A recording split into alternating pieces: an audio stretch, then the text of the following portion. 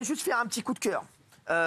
C'est un coup de cœur pour un habitant de Villeneuve-Saint-Georges qui a passé un coup de gueule contre Louis Boyard. Je connais Louis Boyard, mais il n'habite pas ici. Parce que Louis Boyard, en fait, il veut se présenter à Villeneuve-Saint-Georges. La mairie. C'est peut-être pas... Alors, c'est quand même une mauvaise nouvelle pour les habitants de Villeneuve-Saint-Georges. Mais pour nous, c'est pas une si mauvaise nouvelle que ça. Parce qu'il va rester dans son périmètre. Hein, et limite, celui qui veut aller le voir, il va à Villeneuve-Saint-Georges. Voilà. J'y vais rarement, j'aime beaucoup cette ville, mais j'y vais rarement. Donc s'il est maire de Villeneuve-Saint-Georges, bon, vous imaginez quand même si vous avez, votre maire c'est Louis Boyard quand même. Vous vous rendez compte ou pas? T'as même pas envie d'aller faire une fiche d'état civil. Tu vas même pas, tu restes chez toi. Derrière on entend, il dit c'est horrible. Ouais, c'est horrible, bah oui, je sais. Tiens, regardez, c'était mon prof de SF, mon prof de ski lui. Et il a gardé le pull. C'est lui qui m'a fait passer mon flocon. Non, mais c'est vrai que je vous le dis, non, mais franchement, t'imagines, ton maire, c'est Louis Boyard. Non, tu déménages. Non, mais bien sûr, bah oui, bravo, Elisa, oui, tu déménages, regardez. Louis Boyard, c'est votre ami? Bah oui, c'est mon pote, je connais bien. En tout cas, il est chaud, mais il habite pas à Villeneuve, je sais pas comment il va faire. Ah bah lui, il prétend vivre à Villeneuve. Hein. Ah, c'est faux, il habite pas à Villeneuve, lui il habite à Créteil. Là, il a une adresse depuis le mois de décembre à Villeneuve-Saint-Georges, il s'est inscrit sur les listes municipales. Et comment il a fait pour avoir une adresse aussi rapidement? Il y a des gens qui galèrent 5 ans, 6 ans pour avoir une maison ici à Villeneuve. Et que lui, parce qu'il veut être candidat, il a une adresse aussitôt. Il se sert de vous un peu, vous avez l'impression? Exactement. C'est déjà, il se sert de la misère des gens pour prendre l'ascenseur social hein, et c'est au sommet. Et je l'adore, ce mec. Il est incroyable. Vous avez vu cette pertinence? Non, mais franchement, il a tout compris, en fait.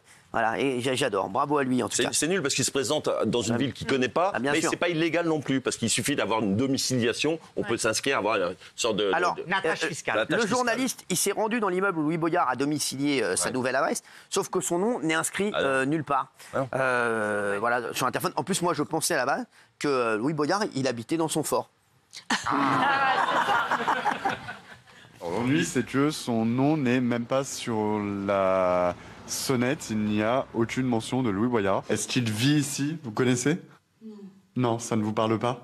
Donc là, on se trouve dans l'immeuble où Louis Boyard a domicilié sa nouvelle adresse depuis le mois de décembre pour s'inscrire sur les listes électorales et se présenter à la mairie de Villeneuve-Saint-Georges. Mais ici, personne ne le connaît. Personne ne le connaît. Ouais. Alors, finalement, Jordan Florentin a réussi à trouver Louis Boyard. Bravo à Jordan, d'ailleurs, qui est très bon. Il a frappé à sa porte, sauf qu'il n'avait pas vraiment envie de répondre aux questions. Regardez, Louis Boyard, il voulait rester seul chez lui. Vous en pensez quoi, Gilles Verdet? Je pense que sa campagne éclair pour Villeneuve-Saint-Georges a peu de chances d'aboutir. Ah, attention.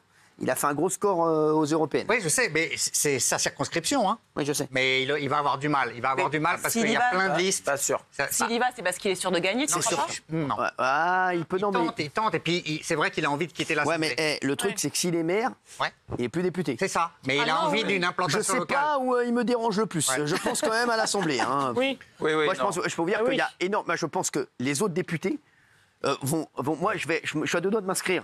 D'habiter Villeneuve-Saint-Georges pour voter pour lui, pour qu'il sorte de l'Assemblée. Hein. Je vous le dis, je suis à deux doigts. Après, moi, je trouve qu'on peut être plus une imposture à l'Assemblée et brasser de l'air que quand on est maire. Bien sûr. Je pense qu'il y a vraiment un travail du En parlant de réel et brasser du de l'air, quotidien. là. Non, mais ça. Parlant de brasser de l'air. Il y avait de l'air, non, c'est bon, merci. 2 minutes là, Thomas. Il y a ma mère. Vous savez qu'il y a mon neveu qui travaille avec moi. Oui. Et c'est incroyable parce que ma mère, très énervée, Elliot, il peut pas arrêter la clim, hein?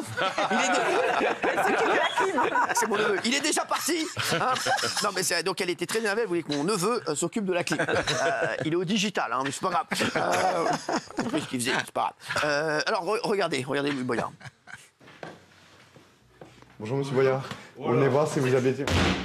Ah, on nous a fermé la porte. On venait voir si Monsieur Boyard était bien domicilié ici. Bon, en attendant, il est bien domicilié ici. Alors, vous venez de le voir dans cette séquence absolument dingue, alors que nous pensions simplement interroger le voisinage de l'adresse de campagne de Louis Boyard en demandant s'ils avaient déjà vu l'élu ici dans leur ville. Eh bien, alors que tout le monde nous dit non, eh bien, finalement, nous sommes tombés nez à nez avec Louis Boyard qui nous ferme la porte de son adresse de campagne avec une extrême violence. Ce qui confirme, en fait, en réalité, puisque les habitants nous disent ne jamais l'avoir vu ici, qu'il vient seulement d'emménager à Villeneuve-Saint-Georges au mois de décembre pour y mener sa campagne pour les élections municipales. Merci. Bon, c'est incroyable. voilà, bon, c'est Louis Boyard. On n'a jamais fait une séquence aussi longue sur Louis Boyard. On risque pas de se débarrasser de lui à l'Assemblée. Hein. Ouais, exactement. Merci Elisa, je vois que vous êtes fan également. Allez, on va faire les images du jour. On va commencer avec la 5e image du jour. C'est le nouveau-né, non pas de Dorothée. Le nez de Dorothée, qu'on se le dise. Merci. Le nouveau-né de la présidente du Pérou. Eh oui, une présidente au Pérou. Elle s'appelle Dina Boluarte. Elle s'est fait refaire le nez en toute discrétion. Sauf qu'elle a voulu le faire en toute discrétion, mais apparemment, ça a posé un problème. Parce que c'est qu'elle l'a fait sans en informer le Parlement. Alors que la loi exige qu'en cas de complications pour sa santé, il faut le dire. Regardez son explication. Qui s'est déjà fait refaire le nez ici, on peut le dire. Hein. Voilà, vous, Polska, je sais. Vous nous direz ce qui est d'origine dans un instant. Merci. Oui, j'ai subi une opération chirurgicale. Mais ce n'était pas une opération esthétique. Cette intervention était nécessaire et indispensable pour ma santé. La décision médicale de subir cette intervention a été prise en garantissant que je n'aurai aucune difficulté à exercer mes fonctions de présidente de la République. Alors, vous avez vu, c'est fou ça, Gilbert. Oui. Alors en fait, c'est abandon de poste. On lui reproche d'avoir abandonné son poste le temps de l'opération. Alors elle dit qu'elle a signé des dizaines de décrets sur son lit d'hôpital, mais comme elle n'a pas prévenu, vous l'avez souligné, elle peut être non seulement destituée, mais elle risque 2 ans de prison. C'est la loi, voilà, c'est la loi au Pérou. Le précédent président a d'ailleurs été destitué lui-même. Donc elle est vraiment fragilisée. Qui lui reproche? Pardon. L'opposition ou c'était réparateur? La loi. Alors ça n'a pas d'importance. Si c'est réparateur, là, Non, ça n'a mais, pas non, mais oui, ce qu'on lui reproche, c'est de ne pas avoir signalé. Oui. Et donc, elle n'était plus en état d'exercer son job. Polska, vous avez fait une rhinoplastie ou 2 fois? Oui, il faut faire très attention parce que par exemple là, j'ai pas dormi de la nuit parce que je souffre de migraines de nez atroces. Ah ouais. Ah oui, c'est horrible. Et toute ma vie, j'ai l'impression que vous avez. Je sors des cratères de mon nez. Oh, non. Je vous jure, c'est des crottes de nez comme ça. Ah mais c'est vrai. Eh ben, tu restes en tout cas, vous êtes extrêmement sexy, vous. Hein, rien à dire. Franchement, elle sort. Mais du coup, avec les ongles, j'arrive à vraiment bien choper. Voilà. Elle a mis le paquet, là. C'est ça son problème. Mais toi, Doliprane dans le nez. Quoi, vous, devant votre fiancé, vous enlevez? Oui, comme ça, pour bien sortir tout. Sortez.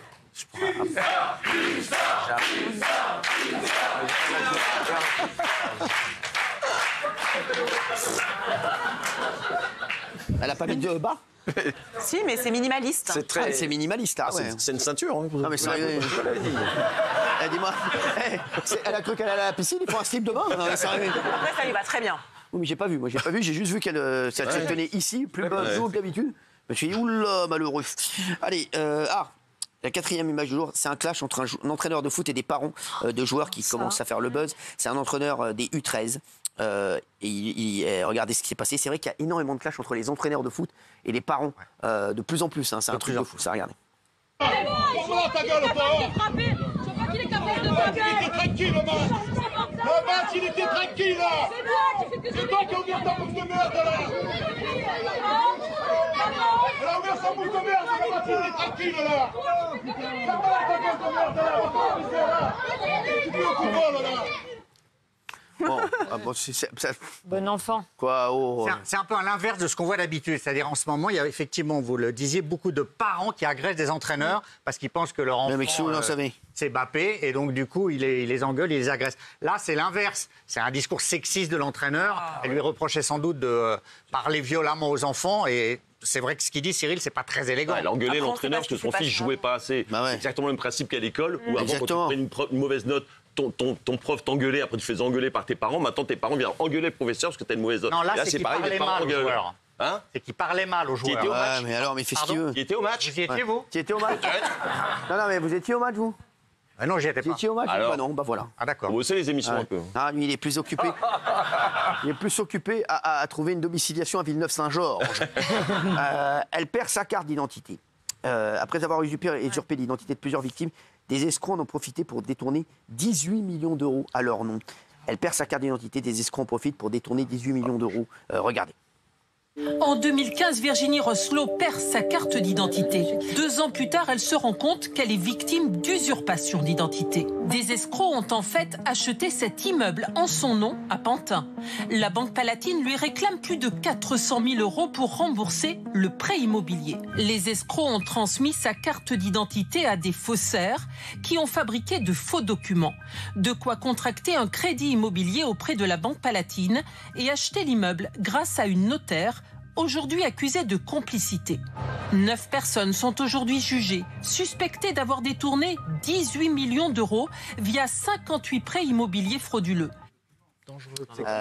C'est incroyable. Elle a vécu un enfer. Ouais. Qu'est-ce qu'il y a? C'est quand même très curieux cette histoire. D'abord, si elle a déposé plainte pour vol de sa carte ou perte de sa carte, elle est protégée. Donc elle n'a pas dû le faire. C'est pas si facile que ça. Tu as plein de sujets là-dessus sur des gens qui se sont fait usurper leur identité. C'est pas si facile que ça. Chez le notaire, il faut être là pour signer l'immeuble. Il faut être là pour signer. Tu ne peux pas signer un immeuble. Gilles Verdez. En fait, ils ont pris sa carte d'identité. Ils ont donné ça à des faussaires qui ont refait des papiers avec son nom. Voilà. Et donc, c'est pas sa photo qu'il y avait, mais son nom a été utilisé pour de multiples escroqueries. Ouais. Le fisc a prélevé son salaire directement. Elle a été fichée 5 ans à la Banque de France. Elle a vécu un enfer. Pour qu'il y ait 9 personnes jugées, c'est que l'escroquerie en bande organisée était extrêmement bien faite. Et elle n'a rien pu faire malgré sa plainte, Bernard. Non, mais moi, je ne savais pas qu'on pouvait acheter quelque chose sans présence physique de la personne. C'est ça qui est étonnant. Mais il y avait une présence physique de son nom. Il n'y avait pas la photo. Voilà, c'est les papiers, c'est son nom qui a été détourné. C'est son nom, mais c'est pas son apparence physique. Non, mais il a raison. Non, mais c'est vrai cette histoire. Il y a beaucoup de gens qui ont porté plainte. Il y a beaucoup de gens qui ont porté plainte. Ah, on va passer à la deuxième image du jour. Alors celle-ci, elle est magnifique. C'est la déclaration d'une journaliste pendant l'interview d'Éric Coquerel sur France TV.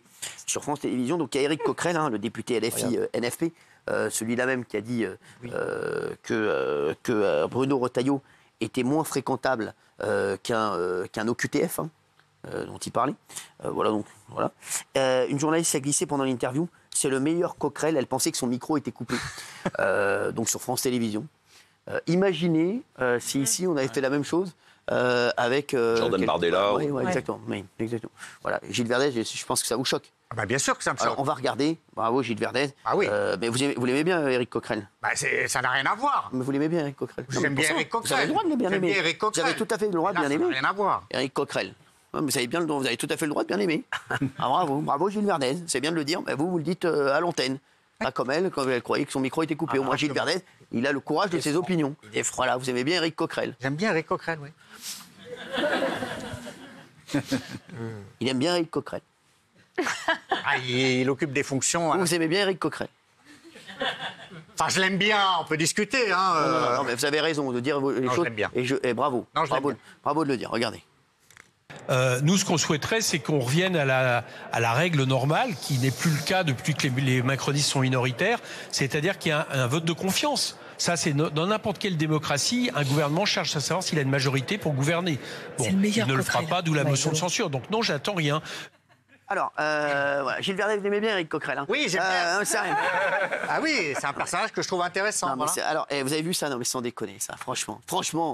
Non, mais réveillez-vous. C'est pas bien du tout, parce que ça veut dire qu'on est... Mais pas lui, il aime bien Éric Coquerel, donc quelqu'un même qui... Voilà, vous, le poisson-chat, là. Alors, le poisson-chat, exactement. La Méduse n'est pas vraiment choquée par ce qu'elle dit. Parce que d'abord, c'est du off. Et après tout, une journaliste, elle a le droit d'avoir, je sais pas, une sorte de pas de tendresse, mais en tout cas... plus d'empathie pour tel ou tel candidat. C'est juste que c'est du off. Et donc, si on en vient maintenant à choper des offs de journalistes en disant « Pourquoi t'as dit ça? Pourquoi t'as pas dit ça ?» et tout ça, on se doute qu'il faut être neutre à l'antenne. Mais malgré tout, si on est dans un off, et à ce moment-là, c'est juste que elle n'a pas été éteinte au moment où elle parlait. Oui, quand même. Ça confirme surtout de quel côté pensent les journalistes de France Télévisions et du service public. Ils pensent tous à gauche. Parce que c'est elle qui s'est fait choper. Ils sont à gauche, vous croyez? À gauche. C'est sur elle que c'est tombé, mais ils sont tous dans le même cas. Non, mais c'est fou comme... Je ne sais pas ce que vous en pensez. Non, mais franchement, je trouve vraiment... C'est devenu insupportable. Tous ces journalistes à gauche. Non, mais qu'il y en ait de gauche. Non, mais oui, mais il y en a à gauche. Mais il faut qu'il y en ait oui. Voilà, c'est le meilleur Coquerel, ça veut dire je vote pour Coquerel ou je vote pour LFI. Est-ce que ça ne veut pas dire c'est un bon client, il est bon, il n'est pas langue de bois? C'est pas impossible. C'était Au peut-être moins, il se passe ironique, quelque chose quand il parle. C'est pas un robinet de tiède. Il y a quand même une suspicion. Oui, Thomas. Oui, je trouve que les journalistes qui ont des préférences politiques, d'abord, je trouve ça normal parce que voilà, on en a tous après tout. Même à gauche. Tout le monde, voilà. Et moi, ce qui m'inquiète, c'est pas du tout les journalistes qui ont des opinions politiques, c'est ceux qui croient sincèrement que les autres sont biaisés, mais eux non. Ça, j'aime pas du tout. C'est-à-dire qu'il y a un certain nombre de journalistes. Du Perfoy, là il y a un certain nombre de journalistes, sérieusement, il y a un certain nombre de journalistes qui sont absolument convaincus qu'ils font un travail neutre et totalement impartial. Sauf que ça n'existe pas. Tous les journalistes et tous les médias ont un biais. C'est pas grave, mais il faut l'assumer. C'est ça qui est important.